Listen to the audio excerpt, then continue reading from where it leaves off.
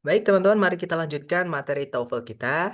Dan hari ini kita ada di chapter ke-7 ya. Dan di chapter ke-7 nanti kita akan belajar tentang kata keterangan atau adverb. Nah, sebenarnya gampangnya gini teman-teman. Secara gampang ya. Jadi kalau misalkan kemarin kan kita sudah belajar phrasing, masalahnya dengan adjektif atau kapan kita menggunakan adjektif atau kata sifat. Di mana kata sifat itu dipakai untuk menjelaskan kata benda gitu ya. Dan ada satu jenis kata sifat yang bisa berdiri tanpa kata benda, yaitu kata sifat yang deskriptif atau epitet. Itu bisa diletakkan di setelahnya to be biasanya gitu ya. Jadi setelah predikat ketika predikatnya itu to be atau yang penggunaannya mirip to be, sebutannya linking verb, teman-teman. Gitu ya. Nah, selain kasus dua itu, yaitu ketika titik-titiknya sebelum kata benda atau titik-titiknya setelah to be, nah, itu adalah kasusnya kata keterangan. Gitu ya. Jadi kata keterangan itu tempatnya itu adalah masalah tentang phrasing. Ketika sentencing sudah lengkap, tidak ada masalah. eh, tapi titik-titiknya itu bukan di tempatnya kata sifat, melainkan di tempatnya kata keterangan seperti itu. Jadi phrasing itu apa namanya? Cuma masalah dua kelas kata ya, yaitu tentang adjektif sama adverb seperti itu. Nah, cuman karena jenisnya yang banyak ini yang bikin dia sedikit agak berat gitu ya, teman-teman. Nah, jadi kata keterangan ini secara bentuk atau cara membuatnya gitu ya, itu ada dua jenis. Ada yang murni. Kalau kita cek di kamus, sebuah kata itu adalah termasuk ke dalam kata keterangan atau adverb. Nah, tapi ada juga yang dibentuknya itu dari kelas kata lain. Namanya adalah preposisi.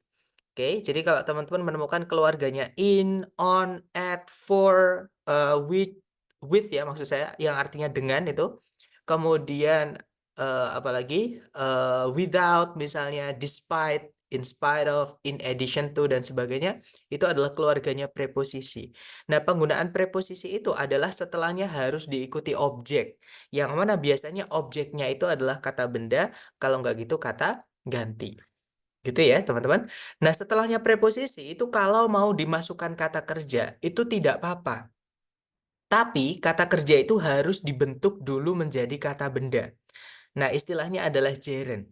Ya, jadi kata kerjanya kalau mau dijatuhkan di setelah preposition past itu harus dijadikan gerund, yaitu verb ing. Gitu ya, teman-teman. Nah, kecuali satu preposition, ada satu preposisi yang agak unik penggunaannya, yaitu to. Untuk preposition to boleh diikuti verb satu. Seperti itu. Nah, untuk contoh-contoh keterangan, misalnya ada adverb of place atau keterangan tempat. Kalau yang murni kata keterangan, misalnya kita punya here artinya di sini, there artinya di sana, upward artinya ke atas, downward artinya ke bawah, outside artinya di luar, inside artinya di dalam, somewhere artinya di suatu tempat, dan masih banyak lagi. Nah, tapi buat teman-teman perlu hati-hati ya, karena kelas kata adverb ini banyak banget yang dia bisa menjadi kelas kata yang lain. Seperti itu. Eh, contohnya kata inside. Inside itu kalau saya nggak salah dia bisa jadi preposisi juga, teman-teman. Oke, jadi cara membedakannya kalau keterangan dia menempati satu eh, gimana ya ngomongnya? Intinya kalau dia preposisi setelahnya harus ada kata benda. Jadi kalau ada inside setelahnya ada kata bendanya berarti inside itu adalah preposisi. Gitu ya. Nah, kemudian ada juga adverb of place atau keterangan tempat itu diikuti oleh kata benda, teman-teman. Contohnya adalah at home, di rumah. Jadi ada preposition at diikuti home, di rumah. Boleh nggak saya pakai in the home? Jawabannya boleh, teman-teman. Gitu ya. Jadi kalau in the home berarti di dalamnya rumah seperti itu. Karena home ini punya dua dua makna ya, yaitu bisa berarti rumah yang suasananya itu ya, kita pakainya at home. Eh, home juga bisa diartikan yang bangunannya. Jadi pakai in nggak apa-apa seperti itu. Kemudian ada at school di sekolah, at the hospital di rumah sakit, in a room di suatu ruangan atau di dalam sebuah ruangan, near the lake di dekat danau itu. Nah, near itu juga preposisi, teman-teman. Over the hill di atas bukit itu. Nah, over di sini juga preposisi. Over ini juga bisa jadi keterangan, teman-teman. Ya, tapi bukan yang ini, yang kalau misalkan over berdiri sendiri gitu ya. Kalau over yang ada objeknya itu adalah preposition. Dan masih banyak lagi, teman-teman. Gitu ya. Nah, berikutnya untuk adverb of time. Sebentar, sebelum ke adverb of time, mari kita cek dulu untuk insight tadi, teman-teman. Takutnya saya salah gitu ya. Terus teman-teman nanti menulisnya insight bisa jadi preposition. Nah, benar, ternyata insight juga bisa jadi preposition, teman-teman. Oke. Nah, contohnya kalau insight jadi preposition adalah the jewels were locked away inside the safe. Safe di sini artinya berangkas ya, teman-teman. Bukan artinya aman, tapi artinya ini kata benda, artinya berangkas. Inside the safe, di dalam berangkas itu. Nah, inside juga bisa jadi keterangan kalau setelahnya nggak ada, kalau setelahnya tidak ada objeknya, gitu ya. Contohnya adalah, nah ini teman-teman, inside di sini langsung setelahnya ditutup pakai titik, tidak ada objeknya. Nah, artinya inside ini adalah keterangan, bukan preposisi. Sekali lagi, bahasa Inggris ya nggak enaknya memang kadang satu kata memiliki banyak kelas kata. Gitu ya. Dan kalau kelas katanya beda, ya penggunaannya beda, teman-teman. Dan kamus ini kelemahannya itu kalau misalkan ada seperti ini, teman-teman. Kenapa dijadikan satu gitu ya? Harusnya adverb sendiri, preposition yang di bawahnya gitu sendiri, supaya gampang untuk membedakan. Seperti itu. Nah, kita kembali ke PPT, teman-teman. Nah, sekarang kita ke contoh dari adverb of time, keterangan waktu. Nah, untuk bentuk yang murni keterangan waktu, contohnya kita punya yesterday. Sebentar, sepertinya ada yang bertanya. Berarti were inside tadi itu, kalau were inside titik, itu adalah adverb, teman-teman, keterangan. Keterangan tidak boleh punya objek, jadi ditutup pakai, kalau were-nya predikat, jawabannya predikat. Karena kalau teman-teman menemukan is, am, are, was, were, itu fix dia predikat, teman-teman. Gitu ya. Tapi kalau inside-nya tergantung setelahnya ada objeknya atau tidak. Kalau ada objeknya atau ada kata benda setelahnya, berarti inside itu adalah apa namanya? Preposisi. Tapi kalau inside setelahnya bukan kata benda alias titik misalnya ya, dia adalah keterangan seperti itu. Kalau were, teman-teman menemukan were itu sudah pasti predikat, teman-teman. Gitu ya, keluarganya to be, entah ada kata kerja setelahnya atau tidak. Nah, were itu fix dia adalah predikat. Is, am, are, was, were. Seperti itu. Kita lanjut. Nah, untuk contoh keterangan waktu yang murni, ada yesterday artinya kemarin, tomorrow artinya besok, now artinya sekarang, already artinya sudah, dan masih banyak lagi. Nah, ada juga adverb of time yang dibuat dari preposisi yang diikuti kata benda. Contohnya ada at night, di malam hari. In 1907, di tahun 1907. During World War II, selama Perang Dunia II. Dan masih banyak lagi, teman-teman. Gitu ya. Berikutnya, contoh dari adverb of manner, keterangan cara. Contoh yang murni. Nah, untuk keterangan cara ini, cara bikinnya lumayan gampang, teman-teman. Jadi kalau ada kata sifat, ketambahan dengan ly belakangnya itu nanti menjadi kata keterangan, gitu ya. Contohnya warmly, dengan hangat atau dengan ramah, gitu ya. Beautifully, dengan elok atau dengan indah. Swiftly artinya dengan cepat, sama kayak quickly, teman-teman. Nah, tapi teman-teman jangan bilang fastly ya kalau mau bilang dengan cepat, karena fast itu kalau kita mau bilang dengan cepat ya cukup fast aja, teman-teman. Tidak perlu ditambah ly, gitu ya. Dan masih banyak lagi. Kemudian berikutnya ada yang bentuknya preposition plus noun. Contohnya ada on foot. Kalau diartikan dengan berjalan kaki. Ini expression, teman-teman ya. Jadi, atau bisa dibilang idiom gitu. Jadi ungkapan yang kita nggak bisa artikan kata per kata. Kemudian ada with a knife. Dengan sebuah pisau. Like wind. Seperti angin. Dan masih banyak lagi. Kemudian berikutnya ada adverb of probability. Ada juga yang nyebutnya adverb of certainty, teman-teman. Jadi cara kita menunjukkan apakah kita yakin atau tidak, gitu ya. Nah, contohnya ada likely, kalau yang murni ya, likely artinya mungkin, definitely artinya pasti, unlikely artinya tidak mungkin. Dan masih banyak lagi tentunya. Nah, untuk contoh yang bentuknya preposition plus noun, kita punya in all likelihood, artinya mungkin. Without a doubt, pasti. Dan masih banyak lagi. Nah, berikutnya, teman-teman, ada adverb of negation. Caranya kita bilang tidak atau bukan, ya. Nah, untuk bentuk yang murni kita punya not, artinya tidak gitu ya. Dan not ini kalau dia menjelaskan predikat alias menegatifkan predikat, maka harus ada auxiliary sebelumnya. Gitu ya.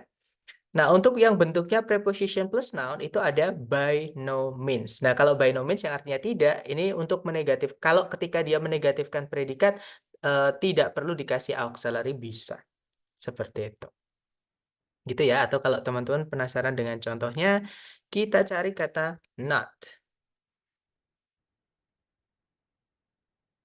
Nah, contohnya yang atas sendiri itu ya, teman-teman. Jadi not itu cuma satu kelas katanya, yaitu adverb atau kata keterangan. Dia ketika menjelaskan predikat seperti ini, ya kan, not open, tidak buka. Sebelumnya wajib ada auxiliary-nya. Dan pasti kita nggak bisa hanya bilang most of the stores not open. Itu nggak bisa, teman-teman. Gitu ya.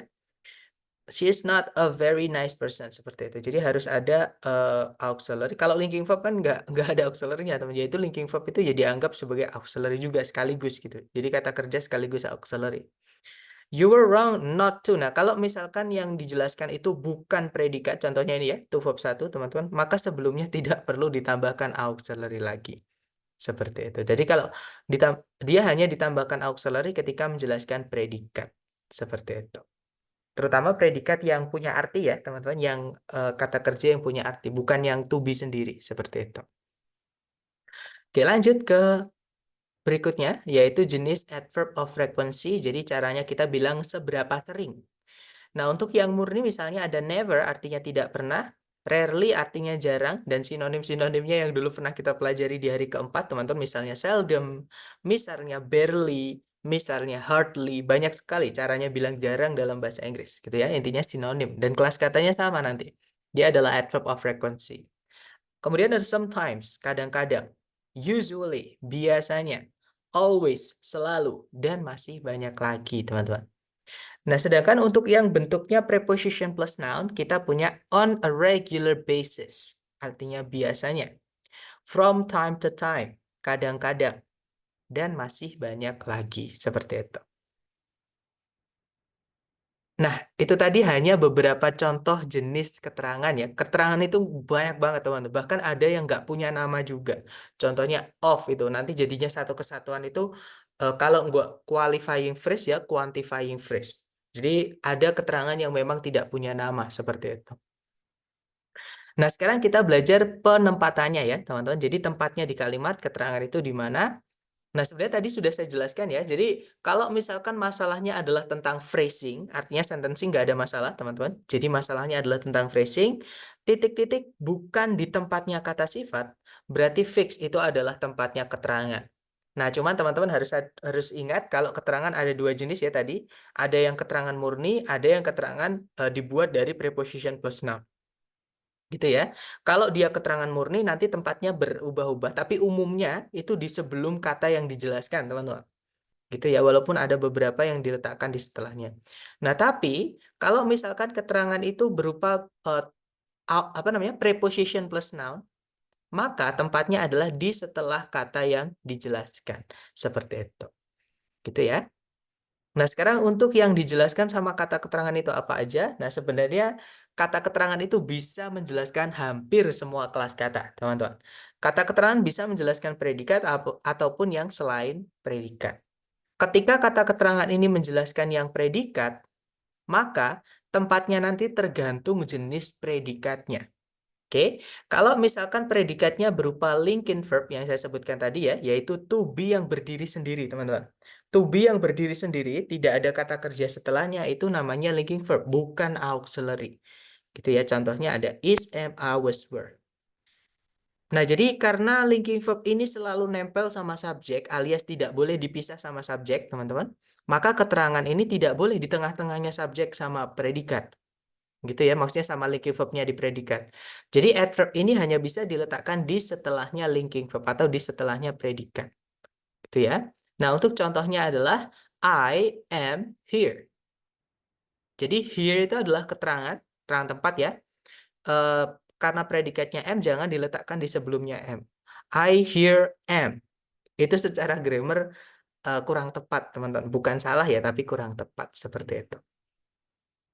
Nah, kalau predikatnya berupa kata kerja tunggal atau verb tunggal, contohnya adalah washes, verb SES. Runs, sama itu verb SES, teman-teman. Belonged, itu verb 2. Nah, kalau misalkan predikatnya verb tunggal, alias tidak pakai auxiliary, gitu ya, maka dia boleh di sebelumnya verb tunggal ini, boleh juga di setelahnya. Oke, jadi teman-teman boleh letakkan eh, apa namanya keterangan itu di sebelumnya predikatnya, seperti itu. Kalau predikatnya itu butuh objek, objeknya dulu ya teman-teman. Jadi predikat, objek, baru keterangan. Seperti sama kayak SPOK yang kita pelajari sebelum-sebelumnya. Nah, untuk contohnya adalah I always come on time. Jadi saya selalu tiba tepat waktu. Kalau teman-teman perhatikan di situ ada predikat come, sebelumnya ada always itu keterangan adverb of frequency ya, teman-teman. Setelahnya ada on time, itu keterangan cara yang tepat waktu, seperti itu. Nah, kemudian kalau predikatnya berupa auxiliary verb, contohnya adalah would consider atau had been invented, maka auxiliary nanti tidak boleh diletakkan di sebelum auxiliary pertama, teman-teman. Ya, karena auxiliary pertama itu seringkali digandeng dengan subjek. Oke, kalau teman-teman mau diletakkan di setelah auxiliary pertama, setelah auxiliary kedua, ataupun di setelah kata kerjanya tidak masalah. Kalau ada objeknya, objek duluan ya, tapi teman-teman, seperti itu. Contohnya ini, the world is slowly changing. Ini predikatnya adalah is changing. Nah, slowly ini tidak boleh diletakkan di sebelumnya is, teman-teman. Gitu ya. Jadi boleh diletakkan setelahnya is ataupun setelahnya changing juga nggak apa-apa. Jadi kita bilang the world is changing slowly nggak apa-apa. Karena predikatnya berupa auxiliary verb. Adverbnya atau kata keterangannya boleh di setelahnya auxiliary, boleh di setelahnya kata kerjanya. Seperti itu. Nah, itu tadi adalah penempatan keterangan ketika dia menjelaskan kata kerja. Nah, tadi saya menyebutkan auxiliary, teman-teman. Sebenarnya ini sudah kita bahas ya, tapi nggak apa-apa. Kita bahas sedikit lagi. Jadi, auxiliary atau kata kerja bantu, itu fungsinya di kalimat hanya membantu kata kerja di dalam predikat, teman-teman. Alias, auxiliary itu setelahnya wajib diikuti verb. Gitu ya, teman-teman. Berarti bisa is changing slowly? Jawabannya bisa. Nah, kemudian untuk auxiliary ini ada 4 jenis, yaitu yang pertama ada do, yang kedua ada keluarganya to be, yang ketiga ada keluarganya have, dan yang terakhir ada keluarganya modal auxiliary. Ya, di hari pertama kita sudah pelajari ini, teman-teman. Nah, untuk do sendiri itu keluarganya ada 3, yaitu do, does, atau did. Yang mana kalau ada do, does, did, auxiliary-nya, maka verb yang digandeng adalah verb 1. Kemudian kalau to be, anggotanya ada is, am, are, was, were, be, been, dan juga being. Yang mana kata kerja yang bisa dibantu hanya 2 jenis ya, teman-teman, yaitu verb ing, kalau nggak gitu verb 3. Nah, kemudian have itu, keluarganya ada have, has, had, artinya sudah ya ini, teman-teman. Verb setelahnya adalah verb 3. Dan yang terakhir itu adalah modal auxiliary. Di setiap modal auxiliary ini arti katanya beda-beda, teman-teman. Ada will, ada shall, can, must, may, might, should, could, sama would. Will akan, shall harus, atau akan juga bisa. Can dapat, bisa, boleh, mungkin. Can ini paling banyak, teman-teman, artinya. Kemudian must artinya harus, bisa juga pasti. May artinya mungkin, juga bisa boleh. Kalau ditaruh di depan dia bisa jadi semoga, teman-teman. Jadi may itu bisa diartikan semoga untuk mendoakan itu ya. Ketika diletakkan di sebelumnya subjek, tapi di TOEFL nggak dipakai, teman-teman, expression itu, gitu ya. Kemudian berikutnya ada might, artinya mungkin, should artinya sebaiknya atau seharusnya, could artinya dapat tapi lampau, would artinya akan tapi tidak dilakukan. Nah, nanti gandengannya adalah verb 1, teman-teman. Gitu ya, tapi would juga bisa artinya akan tapi lampau. Gitu ya, teman-teman. Nah, jadi kalau teman-teman perhatikan tidak ada verb 2 dan juga verb SIS di bab auxiliary. Karena auxiliary tidak boleh ketemu sama verb 2 sama verb SIS. Ya, atau verb SIS sama verb 2 itu verb tunggal, teman-teman. Nggak boleh dikasih auxiliary. Gitu ya. Nah, kemudian teman-teman mungkin memperhatikan tadi ada to be yang jenisnya be, ada been, ada being. Nah, to be, been, sama being ini adalah to be yang hanya bisa dipakai ketika sebelumnya ada auxiliary lain. Gitu ya. Contohnya teman-teman, modal ini kalau setelahnya mau diikuti auxiliary lagi boleh. Oke, tapi setelahnya modal ini harus mengikuti bentuk modalnya yaitu verb 1. Jadi auxiliary yang jatuh setelahnya modal itu harus berbentuk verb 1. Jadi kalau misalkan ada will setelahnya mau diikuti to be ya harus bentuk 1 yaitu be, teman-teman. Jadinya will be. bukan will is atau will was ya, nggak ada will was teman-teman, gitu ya. Kalau misalkan ada have, nah have itu kalau sebelumnya to be, maka setelahnya to be-nya harus dibentuk verb 3. Makanya have been, gitu ya. Jadi have been teman-teman. Nah kalau to be sendiri, setelahnya mau diikuti to be yang lain, itu nanti diikuti oleh being. Jadi setelahnya to be, kalau diikuti to be lagi nanti jadinya being. Is being, am being, was being, dan seterusnya. Gitu ya. Nah, itu tadi sekilas tentang auxiliary, teman-teman. Kita lanjut lagi ke balik ke adverb ya, materi kita hari ini. Nah, selain kata kerja di predikat, adverb juga bisa menjelaskan selain predikat ya, teman-teman, yaitu kata sifat, kata benda, dan juga kata keterangan. Kemarin kita sudah belajar kata sifat yang fungsinya adalah menjelaskan kata benda. Letaknya adalah di sebelum kata benda yang dijelaskan. Dan kata sifat sendiri itu ada 3 kategori atau 3 jenis, teman-teman. Berdasarkan urutan ya. Yang pertama ada determiner, yang mana dia selalu butuh kata benda. Ada ini ya, kemarin sudah kita pelajari, teman-teman. Kemudian berikutnya ada deskriptif atau epithet. Dia bisa tanpa kata benda. Dan berikutnya ada noun adjunct. Nah, kalau teman-teman lihat di kotakan yang sebelumnya determiner dan di setelahnya determiner ini, bisa kita sempilin dengan keterangan. Jadi di situ bisa kita masukin keterangan, teman-teman. Ya, yang awalnya kata sifat itu sebanyak itu untuk menjelaskan satu kata benda, entah di subjek, entah di objek, itu masih bisa disempilin lagi dengan kata keterangan. Yang bisa jatuh setelahnya determiner itu adverb of probability. Misalnya perhaps, misalnya probably, gitu ya. Misalnya maybe yang gandeng, bukan yang pisah ya, teman-teman. Kemudian adverb of negation. Pencet teman-teman. Yaitu not. Oke. Kemudian distinguishing, ada even. Nah, setelah itu kita pilih salah satu dari 3 determiner yang pertama, diikuti determiner berikutnya yang 3 ini. Setelahnya bisa diikuti adverb lagi, yaitu adverb of degree dan adverb of frequency, baru diikuti deskriptif. Makanya saya selalu sampaikan ke teman-teman, dicari predikatnya dulu. Karena subjek itu bisa sepanjang ini, teman-teman. Gitu ya. Sedangkan predikat itu sepanjang-panjangnya predikat tidak bisa melebihi panjangnya subjek. Seperti itu. Jadi yang paling gampang dicari predikatnya dulu, gitu ya. Nah, itu adalah keterangan ketika diletakkan di dalamnya kata sifat. Teman-teman tidak perlu hafal, sekali lagi hafalan menurut saya ya, bukan belajar. Saran saya nanti sambil melihat rekaman, sambil mencatat. Ya, teman-teman, biar nggak hilang. Nah, kata benda itu juga bisa dijelaskan oleh kata keterangan ya, teman-teman. Tapi umumnya kata benda itu hanya bisa dijelaskan oleh keterangan yang jumlahnya cuma sedikit banget. Contohnya kata keterangan tempat. Nah, itu nanti letaknya di setelahnya, teman-teman. Gitu ya. Contohnya lagi adalah adverb of purpose, tujuan, yaitu to verb 1. Itu juga bisa diletakkan di setelahnya kata benda yang dijelaskan. Itu ya, teman-teman. Nah, kalau misalkan sebelumnya kata benda itu mau diikuti keterangan, 90% harus ada apa namanya? Determinernya dulu. Dari keluarganya a and the, kemudian demonstratif, kemudian eh, possessive adjective gitu ya, teman-teman, baru nanti boleh diikuti kata benda. Nah, contohnya adalah not a good reason to live.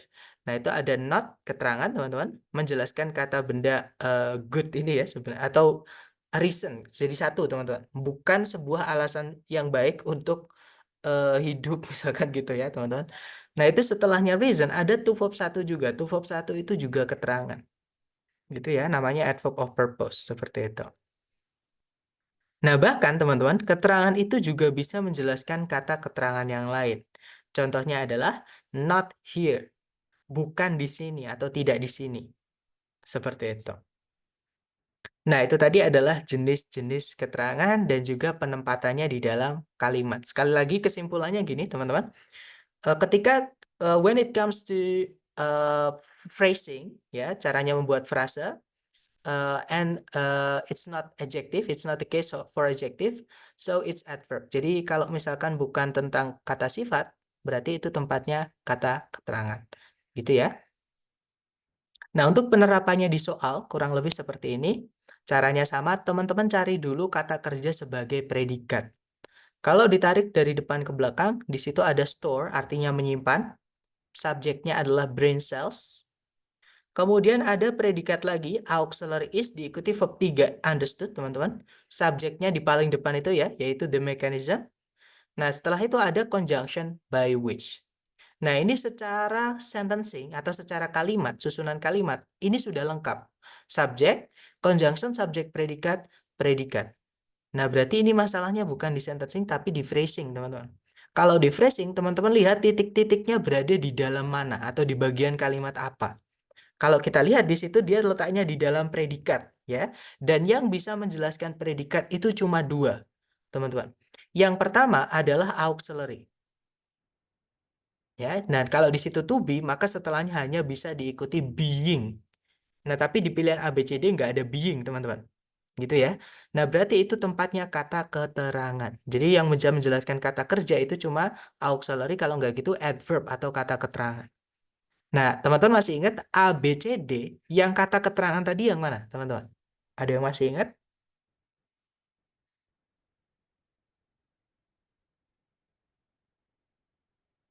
Ya, betul. Jawabannya adalah yang Charlie ya, yaitu yang not. Karena kalau yang alpha, non, itu fungsinya adalah, kelas katanya adalah kata ganti atau pronoun. Kata ganti itu fungsinya menggantikan kata benda. Sedangkan di dalamnya ini adalah predikat, teman-teman. Bukan kata benda. Maksud saya bukan tempatnya kata benda. Gitu ya, itu tempatnya predikat, tempatnya kata kerja, seperti itu. Berarti yang alpha nggak bisa, teman-teman. Kalau yang Bravo, no. Ada yang masih ingat, teman-teman? No ini kelas katanya apa?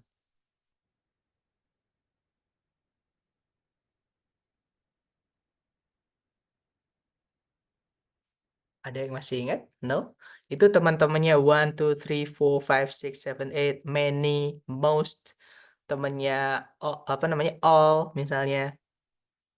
A number of, a lot of. Ada yang tahu itu kelas kata apa, teman-teman?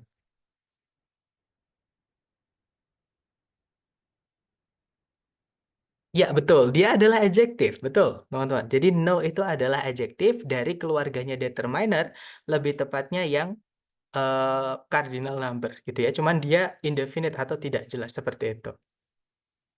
Sir, spidolnya bisa... Oh ya, maaf, teman-teman. Saya malah pakai yang kuning ya, nggak kelihatan jadinya. Oke. Jadi yang Bravo nggak bisa, ya, karena no itu kata sifat. Kalau yang Alpha, non itu adalah kata ganti, seperti itu. Nah, kalau yang Charlie not tadi keterangan, kalau yang Delta nor itu adalah conjunction fanboys. Halo, cek cek. Teman-teman, suara saya jelas? Oke, kalau aman di semuanya berarti cuman di salah satu berarti ada kendala di koneksi Mister Rizky ya. Kalau di semuanya berarti koneksinya saya, teman-teman. Nah, saya ulangi, yang delta tidak bisa karena fanboys itu harus menghubungkan dua bagian kalimat yang sama. Sedangkan yang ini predikat, yang ini verb 3, teman-teman. Verb 3 kan bukan predikat gitu ya. Nah, jadi ini tidak sama. Berarti yang delta tidak bisa. Seperti itu. Nah, nanti kalau dibaca, mekanisme bagaimana sel-sel otak menyimpan ingatan itu tidak dipahami dengan jelas. Seperti itu. Oke, lanjut ke contoh berikutnya. Caranya sama, teman-teman cari dulu predikat. Kalau ditarik dari depan ke belakang ada are, itu adalah predikatnya. Subjeknya adalah amobus. Kemudian tidak ada predikat lagi, juga tidak ada conjunction yang menghubungkan dua subjek, dua predikat, berarti kalimat sudah lengkap. Ya, tidak ada masalah dengan sentencing, masalahnya adalah di phrasing. Kalau di phrasing kita lihat titik-titik di mana, teman-teman. Ternyata titik-titik terletak di setelah kata kerja to be. Ini adalah linking verb. Ya, karena setelahnya nggak ada kata kerja lain, teman-teman. Nah, to be itu di dalam kalimat, dia berdiri sendiri, teman-teman. Tidak menjelaskan, tidak dijelaskan, karena dia hanya buat syarat. Gitu ya, dia nggak punya arti, seperti itu. Nah, maka titik-titik ini ikut dengan kata setelahnya, yaitu kata sifat. Nah, yang bisa menjelaskan kata sifat atau adjektif itu cuma satu kelas kata, yaitu kata keterangan. Nah, berarti di sini tempatnya kata keterangan atau adverb. Nah, jadi jawabannya yang alfa, teman-teman. Betul ya, teman-teman. Nanti kalau dibaca, amobas are too small to be seen without a microscope. Amoeba itu terlalu kecil untuk dilihat tanpa sebuah mikroskop. Seperti itu. Nah, kemudian caranya sama, teman-teman cari dulu predikat. Di situ ada shout. subjeknya adalah sculpture and Whitney, ya. Kemudian, nah ada conjunction that, subjeknya adalah her parents, predikatnya adalah recognized and encouraged. Nah, berarti kalimat sudah lengkap ya. Subjek, predikat, conjunction, subjek, predikat. Tidak ada masalah dengan sentencing, masalahnya di phrasing. Kalau kita lihat, titik-titik terletak di sebelum kata benda, teman-teman. Nah, kata benda ini tidak bisa kita biarkan tetap jadi kata benda. Kenapa? Karena nanti subjeknya double, pemborosan subjek. Nah, ini harus kita rubah menjadi kelas kata lain.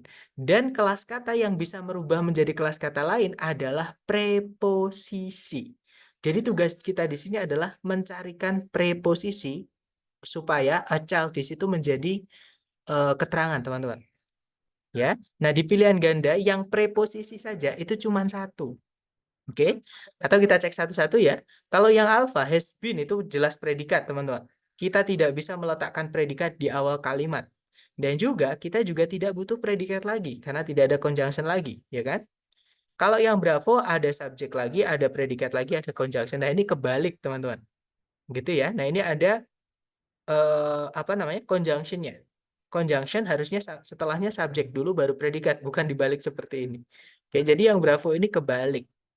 Kalau yang Charlie ada subjek lagi, ada predikat lagi. Jadi tidak bisa nanti subjek predikatnya double karena kita nggak punya conjunction satu lagi ya, teman-teman. Nah, berarti jawabannya adalah yang delta. As di sini adalah preposisi artinya sebagai. Nah, preposisi sebagai itu nanti akan merubah kata benda setelahnya menjadi keterangan. Dan keterangan itu kalau misalkan kita pindah tempatnya di sebelumnya subjek harus dikasih koma, teman-teman.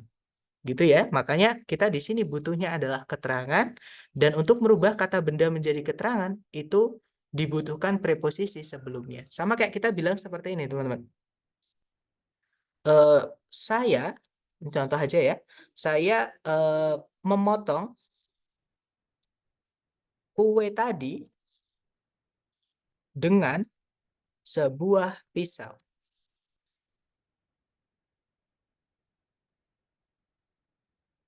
Nah, ini kalau di dalam bahasa Inggris kan, itu jadinya I cut di sini verb 2 ya, teman-teman. Jadi verb 2 dari cut itu juga cut. I cut the cake with a knife. Jadi I cut the cake with a knife. Nah, with a knife di situ adalah keterangan cara atau keterangan tool gitu ya, alat. Itu bisa kita pindah di depan. Jadinya with a knife, jangan lupa dikasih koma. I cut the cake. Gitu ya, teman-teman. Jadi with a knife, I cut the cake. Jadi dikasih koma. Kalau keterangan dipindah di depan. Seperti itu. Nah, tapi teman-teman juga harus hati-hati ya. Kalau di soal TOEFL structure itu, kadang keterangan waktu dipindah di depan. Bukan kadang sih, teman-teman. Itu sering banget gitu ya. Kalau kadang itu kayaknya kesannya kayak jarang gitu ya. Jadi sering banget si pembuat soal di TOEFL ITP ini apa namanya? Menaruh keterangan waktu ditaruh di awal, di depannya subjek, tapi tidak dikasih koma. Dan itu bukan penanda inversi, teman-teman. Kalau keterangan waktu itu selama dia positif, bukan jadi eh, penanda inversi. Jadi tidak perlu diinversi walaupun tidak ada koma setelahnya seperti itu. Gitu ya. Kita lanjut. Jadi jawabannya delta, teman-teman. Nah, ternyata sudah tidak ada eh, contoh lagi. Sebelum kita praktek untuk teman-teman mungkin ada pertanyaan dulu. Silakan kalau ada pertanyaan, teman-teman.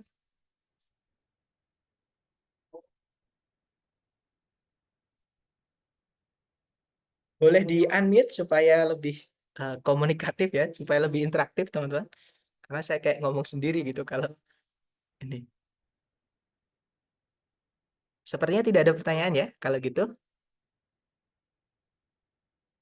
Oke deh, kalau gitu kita coba ke latihan buat teman-teman. Seperti biasa, jangan takut salah, dicoba dulu ya teman-teman. Di sini ada satu soal waktunya 30 detik, dimulai dari sekarang, silakan.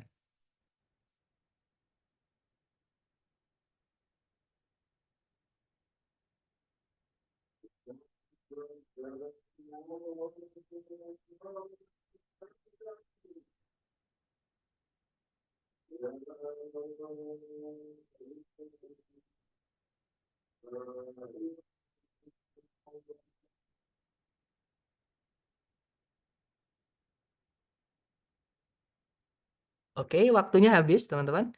Dan saya lihat ada jawaban alfa dan satu jawaban delta. Mari kita cek bersama. Seperti biasa, dicari dulu kata kerja yang bisa jadi predikat ya. Di situ belum ada kata kerja sama sekali yang bisa jadi predikat. Berarti di sini tempatnya predikat, teman-teman. Subjeknya adalah coastal areas, nih ya. Nah, berarti tugas kita di sini hanya mencarikan kata kerja sebagai predikat. Yang alfa ini sebenarnya bisa jadi predikat, teman-teman. Tapi teman-teman masih ingat nggak? To be diikuti verb 3 itu rumusnya apa? Materi kita hari ketiga. Kalau teman-teman menemukan aturan to be diikuti oleh verb 3, itu adalah susunan apa, teman-teman? Masih ingat nggak?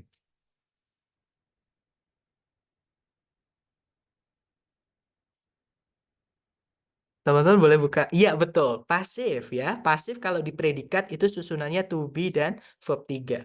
Dan teman-teman masih ingat pasif itu setelahnya tidak boleh dikasih apa?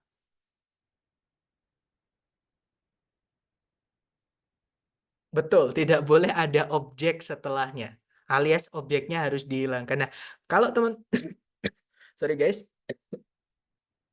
kalau teman-teman lihat di setelahnya titik-titik itu ada kata benda levels yang dijelaskan oleh kata sifat higher sama noun adjunct humidity, teman-teman. Higher humidity levels ini sebagai objek. Nah, pasif itu tidak boleh punya objek. Jadi yang alpha ini nggak bisa, walaupun penempatannya udah benar ya. Auxiliary, keterangan, verbnya. Itu penempatannya sudah benar, cuman teman-teman, karena ini pasif, pasif itu tidak boleh punya objek. Sedangkan ini ada objeknya. Oke, jadi yang alpha nggak bisa, teman-teman. Kalau yang Bravo, experience itu adalah kata kerja aktif dan dia butuh objek. Nah, letaknya nanti harusnya setelahnya objeknya dulu baru kata keterangan. Ini adalah kesalahan penempatan kata keterangannya, teman-teman. Alias kebalik lah, gitu ya. Jadi Bravo nggak bisa.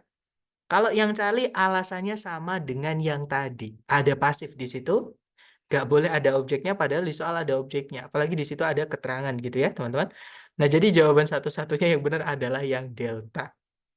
Oke, nah itu adalah keterangan diikuti oleh kata kerja aktif karena ada objeknya. Nanti kalau dibaca, coastal areas generally experience higher humidity levels. Experience itu sinonimnya undergo ya, teman-teman. Jadi takutnya nanti kalau teman-teman menemukan yang bukan experience tapi undergo. Jadi undergo itu verb satu artinya sama dengan experience, yaitu mengalami. Oke. Nah, nanti kalau diartikan area-area pantai, umumnya itu mengalami tingkat-tingkat kelembaban yang lebih tinggi. Seperti itu. Oke, lanjut lagi ke nomor berikutnya, teman-teman. Silahkan dicoba dulu 30 detik dimulai dari sekarang, silahkan.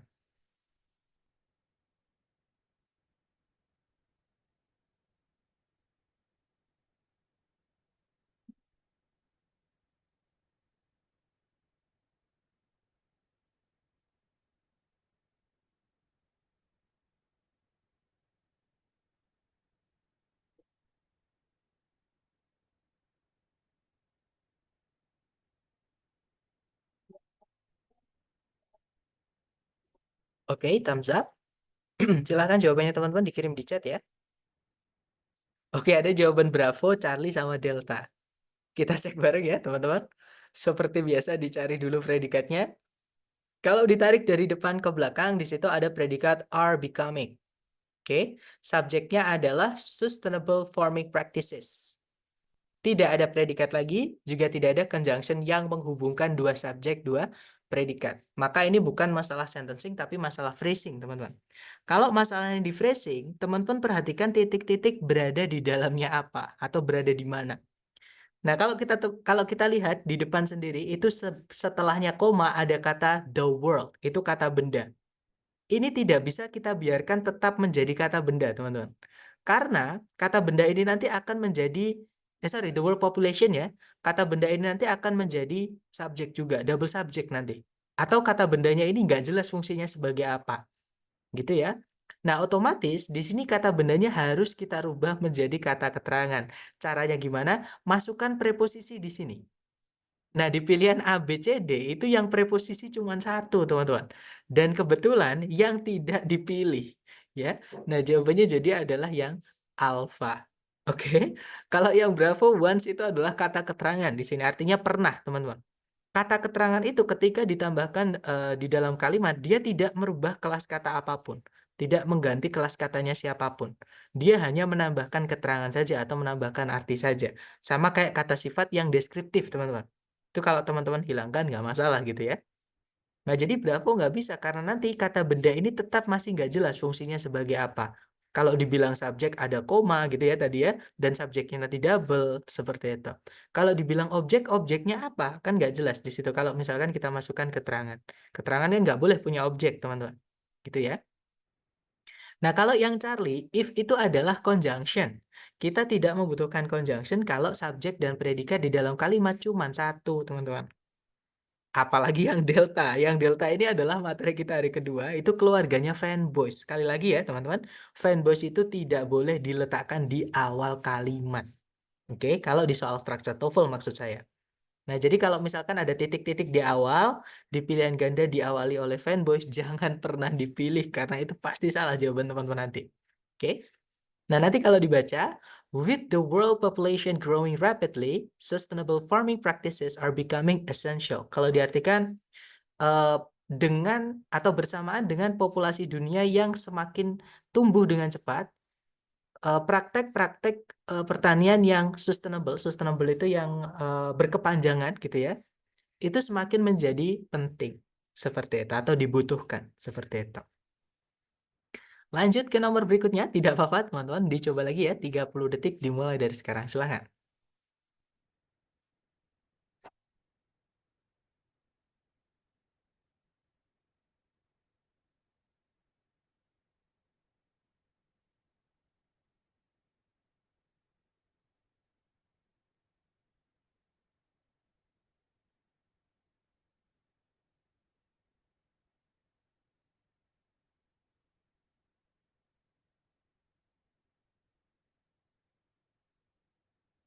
Oke, waktunya habis teman-teman, silahkan jawabannya teman-teman boleh dikirim di chat, kemudian kita bahas bareng.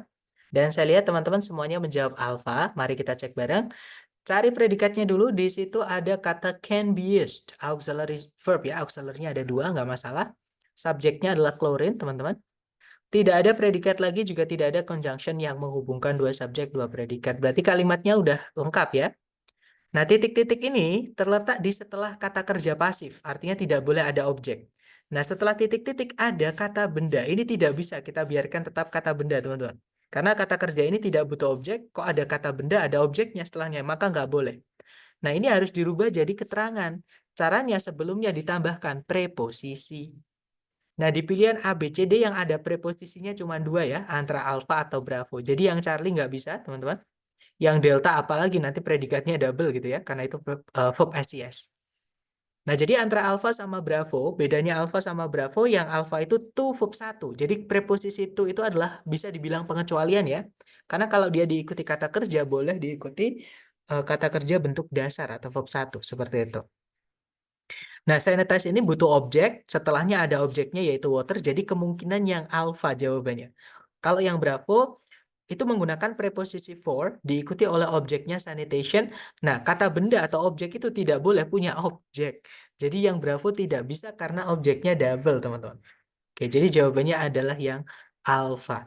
Nanti kalau diartikan, eh, utamanya penting untuk apa namanya ya? Reaktiviti kimianya atau proses reaktivitas kimianya, klorin itu bisa digunakan untuk mensanitasi air. Seperti itu. Lanjut ke nomor berikutnya, silahkan 30 detik dimulai dari sekarang. Silahkan teman-teman.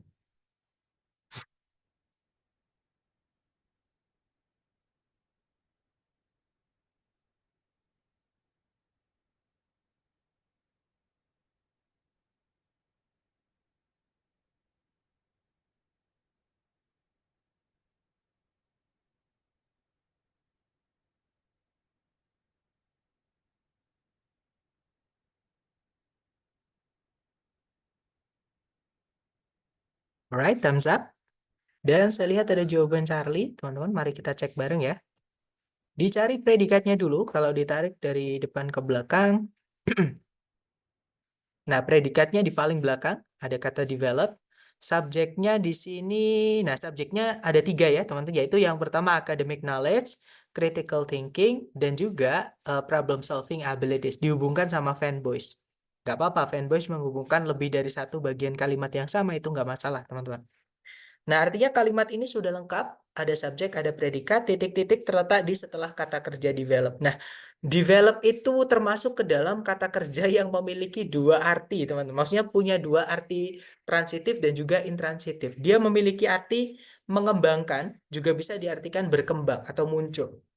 Gitu ya. Nah, kalau kita lihat di pilihan A, B, C, D yang alpha, as itu preposisi, tapi setelahnya bukan objek, setelahnya diikuti keterangan, jadi nggak bisa. Gitu ya, jadi as itu atau preposisi itu harus diikuti keterangan. Harus diikuti kata benda untuk dirubah jadi keterangan. Sedangkan ini kata keterangan. Jadi nggak bisa ya. Kalau yang Bravo, fanboys itu harus menghubungkan dua yang sama. Kalau setelahnya verb ing, ya sebelumnya harusnya verb ing. Tapi di situ nggak ada verb ing sebelumnya. Jadi nggak bisa, teman-teman. Kalau yang Charlie, nah ini keterangan, kemungkinan yang Charlie bisa. Karena together ini menjelaskan kata kerja develop. Berarti nanti developnya ini yang intransitif atau yang tidak butuh objek, teman-teman. Kalau yang delta, nah ada conjunction kok diletakkan di akhir kalimat, itu sudah fix salah. Jangan dipilih, teman-teman. Karena conjunction itu setelahnya wajib ada subjek predikatnya, terutama yang selain fanboys. Gitu ya. Nah, berarti jawabannya yang Charlie.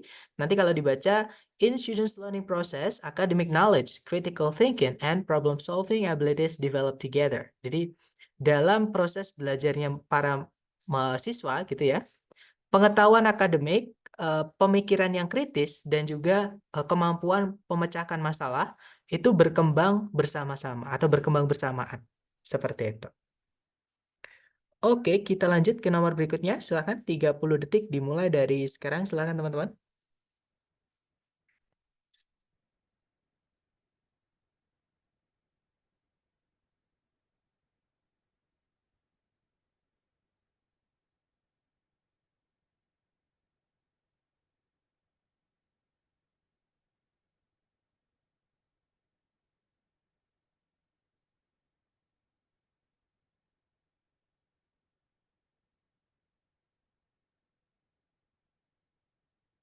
Oke, waktunya habis dan saya lihat ada jawaban Charlie ya. Kita cek bareng teman-teman. Seperti biasa dicari predikatnya dulu. Di situ ada kata can be adjusted, be verb 3 pasif teman-teman.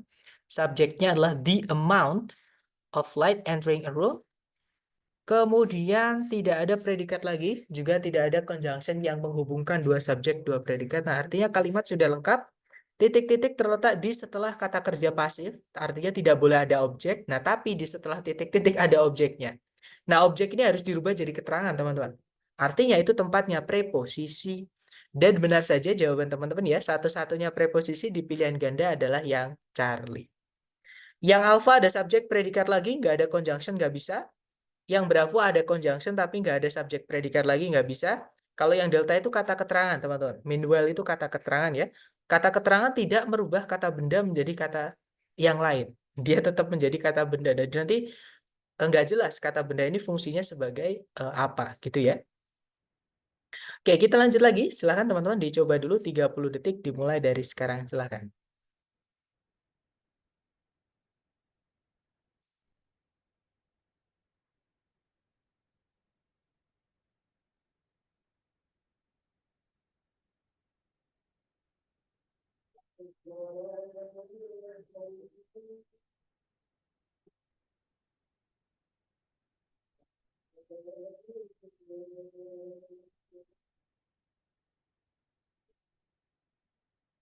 Oke, waktunya habis dan saya lihat ada jawaban alfa dari teman-teman. Kita cek bareng ya. Seperti biasa cari predikat dulu. Di situ ada does not weaken. Subjeknya it. Nah, ternyata sebelumnya ada conjunction because, teman-teman. Nah, ternyata sebelumnya sudah ada predikat is priced. Subjeknya the material carbon fiber. Nah, berarti kalimat sudah lengkap ya. Subjek, predikat, conjunction, subjek, predikat. Nah, berarti masalahnya bukan di sentencing. Masalahnya adalah di phrasing. Titik-titik terletak di setelah kata kerja yang, nah, weekend itu juga sama. Dia bisa jadi yang butuh objek, bisa jadi yang tidak butuh objek. Nah, tapi kalau kita lihat A, B, C, D itu tidak ada objek sama sekali ya, teman-teman. Berarti ini adalah kata kerja yang tidak butuh objek. Nah, setelahnya ada objek, kita rubah jadi keterangan. Caranya tambahkan preposisi di sebelumnya. Yang alfa itu juga preposisi. Sorry, yang alfa itu preposisi maksud saya. Kalau yang bravo itu conjunction, teman-teman. Kita tidak butuh conjunction karena setelahnya nggak ada subjek predikat lagi, ya kan? Kalau yang cari nor itu harus menghubungkan dua yang sama. Kalau sebelumnya predikat, ya setelahnya harusnya predikat. Tapi itu bukan. Exposure itu verb, sorry, itu kata benda, teman-teman, bukan verb. Verbnya adalah expose. Pakai E akhirnya, jadi expose, gitu ya. Kalau yang delta sama, itu juga fanboys harus menghubungkan dua yang sama, tapi yang dihubungkan tidak sama, jadi nggak bisa, teman-teman. Nah, berarti jawabannya yang alpha ya.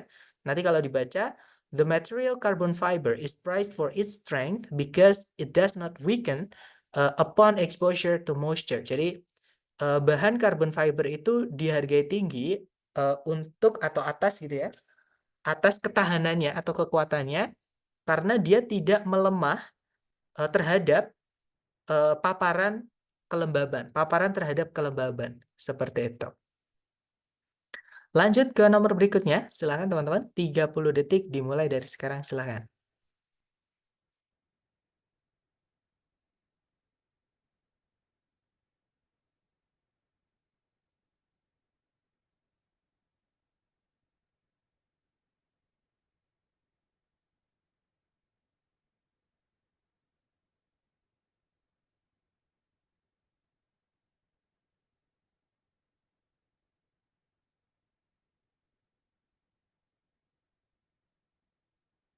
Oke, waktunya habis dan saya lihat ada jawaban Delta, ada juga jawaban Charlie.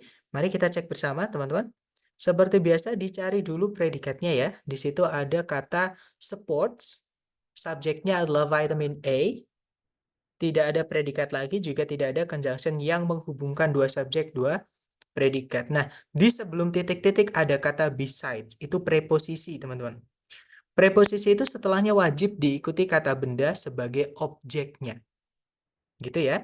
Nah, kalau kita lihat yang alfa, nah itu sebenarnya dia kata ganti. Bisa jadi objek sebenarnya ya. Cuman karena setelahnya ada predikat, berarti ini bukan objek, teman-teman. Tapi ini adalah subjek. Kita nggak bisa memasukkan subjek predikat lagi kalau tidak ada conjunction. Jadi yang alfa nggak bisa. Kalau yang Bravo, nah bisa itu preposisi ya. To itu juga preposisi. Nah, preposisi ketemu preposisi nggak bisa. Harus ada kata benda dulu yang dirubah jadi keterangan, baru setelahnya mau diikuti preposisi lagi nggak masalah. Gitu ya, teman-teman. Jadi Bravo nggak bisa. Kalau yang Charlie, nah, kalau teman-teman menemukan ada conjunction when, kok langsung diikuti is atau predikat yang lain, jangan dipilih, teman-teman. Kenapa? Karena conjunction itu susunannya sudah fix, terutama conjunction when ya itu susunannya sudah fix. Setelahnya harus subjek dulu, barulah predikat. Tidak boleh langsung when, kemudian predikat nggak bisa. Gitu ya. Jadi, Charlie nggak bisa, teman-teman. Nah, jawabannya adalah yang delta. Ini adalah bentuk yang dinamakan dengan gerund. Jadi, setelahnya preposition, kalau mau diikuti kata kerja itu harus dibuat menjadi gerund atau verb ing. Gitu ya, teman-teman. Nah, nanti kalau dibaca, besides being critical for vision, vitamin A also supports immune function. Jadi selain menjadi penting bagi penglihatan, vitamin A itu juga mendukung fungsi kekebalan seperti itu. Kita lanjut lagi ke nomor berikutnya. Jangan takut salah, dicoba dulu 30 detik dimulai dari sekarang. Silahkan teman-teman.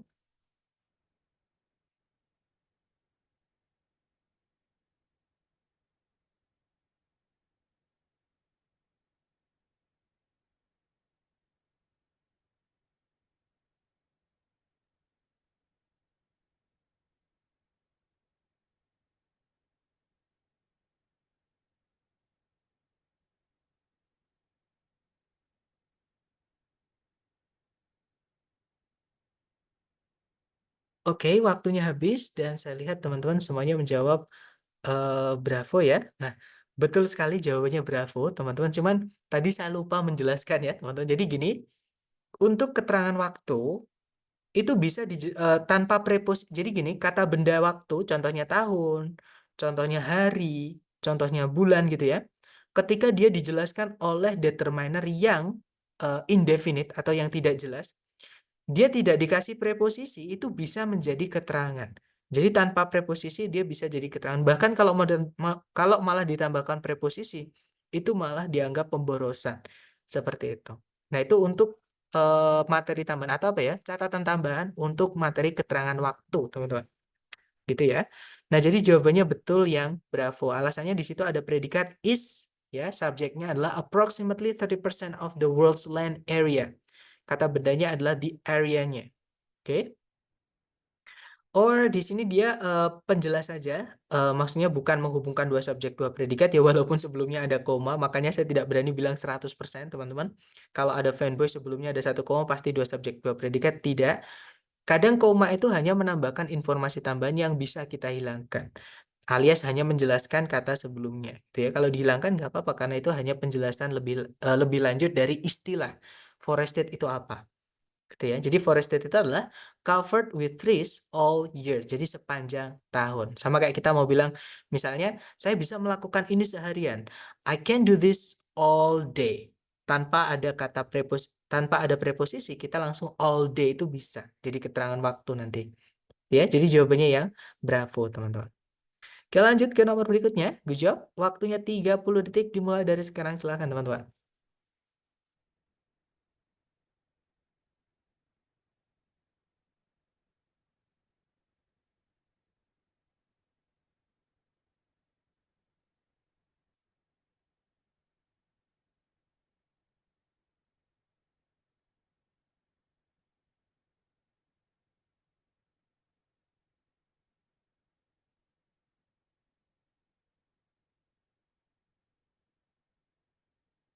Oke, waktunya habis, teman-teman. Boleh jawabannya dikirim di chat dulu dan saya lihat semuanya menjawab Charlie. Mari kita cek bareng. Di situ ada predikat is used, subjeknya quartz glass ini ya, teman-teman. Kemudian tidak ada predikat lagi. Nah, cuman titik-titik terletak di setelah kata keterangan yang sudah lengkap. Kemudian setelahnya titik-titik itu ada objeknya. Nah, ini tidak boleh kita kasih objek, teman-teman. Karena keterangan tidak boleh punya objek. Nah, berarti ini tempatnya keterangan yang lain. Di dalam kalimat itu ada berapapun keterangan tidak masalah. Tidak ada keterangan pun juga nggak apa-apa, karena keterangan itu adalah kelas kata yang paling tidak penting di dalam kalimat. Dihilangkan tidak apa-apa, teman-teman. Nah, cuman di sini objeknya ini harus dilengkapi dulu ya, jadi harus kita carikan preposisi. Yang alfa itu verb 1, predikat. Nanti predikatnya double. Nggak bisa, teman-teman. Kalau yang bravo, nah ada conjunction tiba-tiba. Ya, kita tidak butuh conjunction kalau setelahnya tidak ada subjek predikat lagi. Kalau yang Charlie itu verb 1, nanti temperature fluctuations ini adalah objek dari kata kerja minimal. Jadi kemungkinan Charlie bisa. Kalau yang delta, nah ada verb 1 lagi. Nanti predikatnya double. Fix jawabannya adalah yang Charlie ya.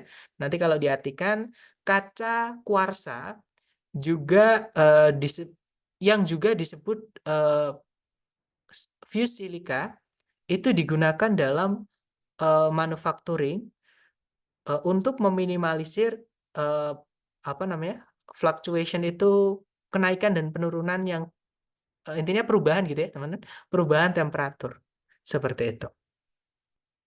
Lanjut ke nomor berikutnya, 30 detik dimulai dari sekarang, silahkan.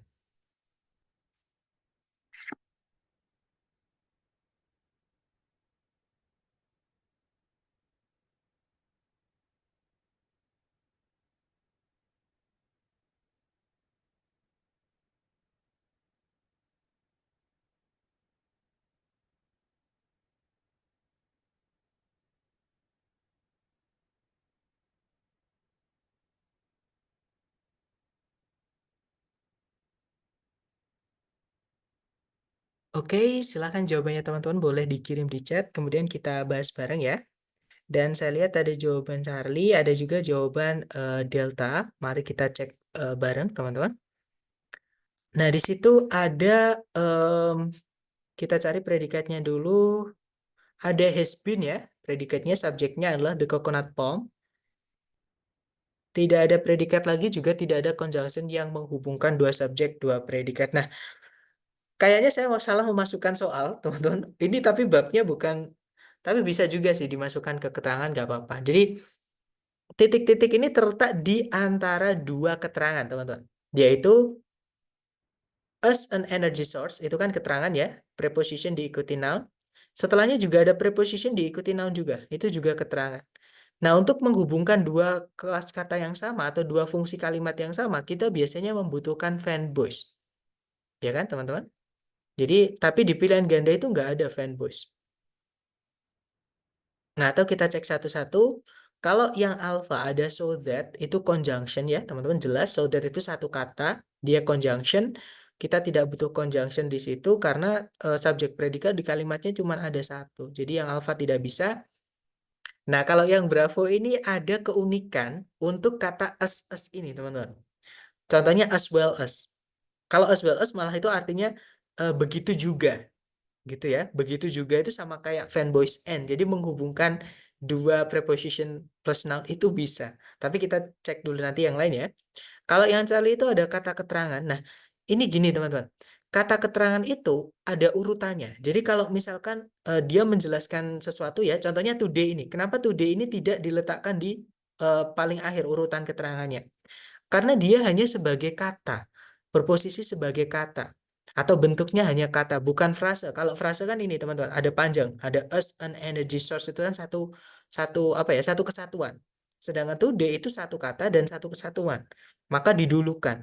Nah, together itu memang keterangan dan keterangan itu di kalimat kan boleh dimasukkan berapapun, tapi urutannya teman-teman harus perhatikan urutannya adalah harus urutannya yang pendek dulu. Jadi eh, keterangan yang satu kata dulu. Jadi together ini kalau dimasukkan harusnya di sini, teman-teman.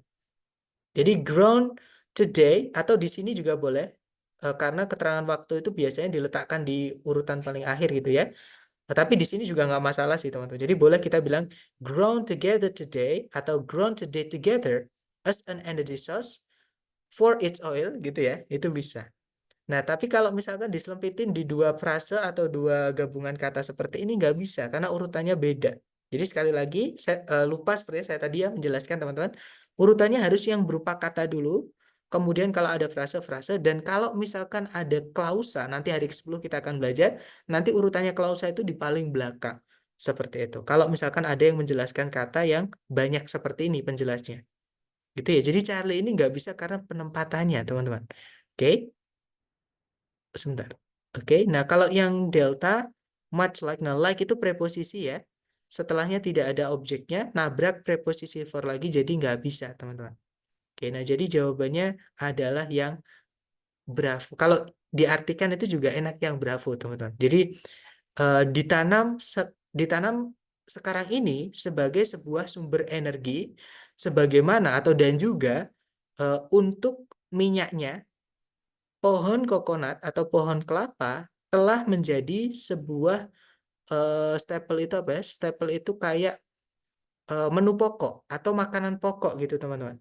Di wilayah-wilayah tropis selama berabad-abad. Seperti itu. Nah, jadi sekali lagi, mohon maaf saya tadi lupa menjelaskan kalau ada yang kalau ada keterangan lebih dari satu menjelaskan satu kata, urutannya dari yang kata dulu. Jadi kata keterangan yang kata, kemudian kata keterangan yang frase, ini kan frase, teman-teman. Nah, nanti di hari ke-10 kita akan belajar tentang klausa. Jadi ada juga klausa itu yang berfungsi sebagai keterangan, teman-teman. Nanti diletakkan di paling akhir setelah yang frase. Kalau ada semuanya sih, karena tidak harus ada semuanya, teman-teman. Gitu ya. Nah, itu tadi adalah materi kita tentang kata keterangan secara umum. Saya ulangi lagi ya, kesimpulannya adalah kata keterangan di dalam kalimat itu tidak wajib ada. Eh, dia akan diletakkan di selain tempatnya kata sifat. Seperti itu.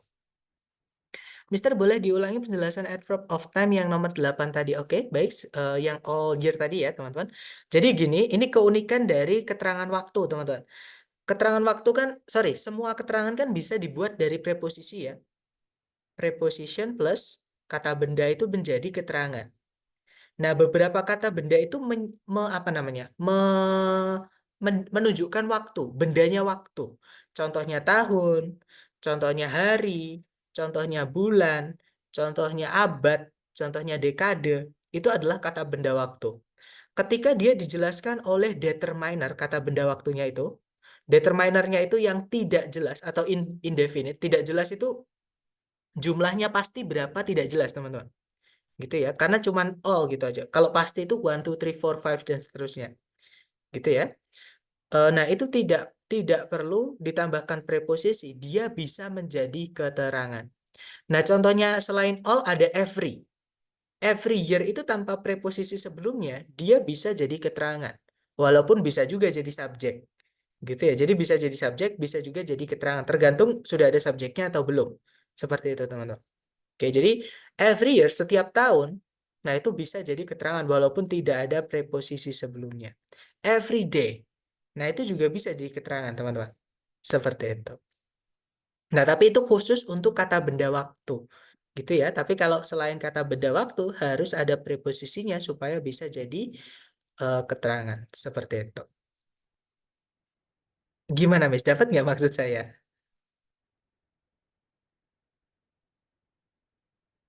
Nah, untuk kata benda waktu itu got it ya. Nice.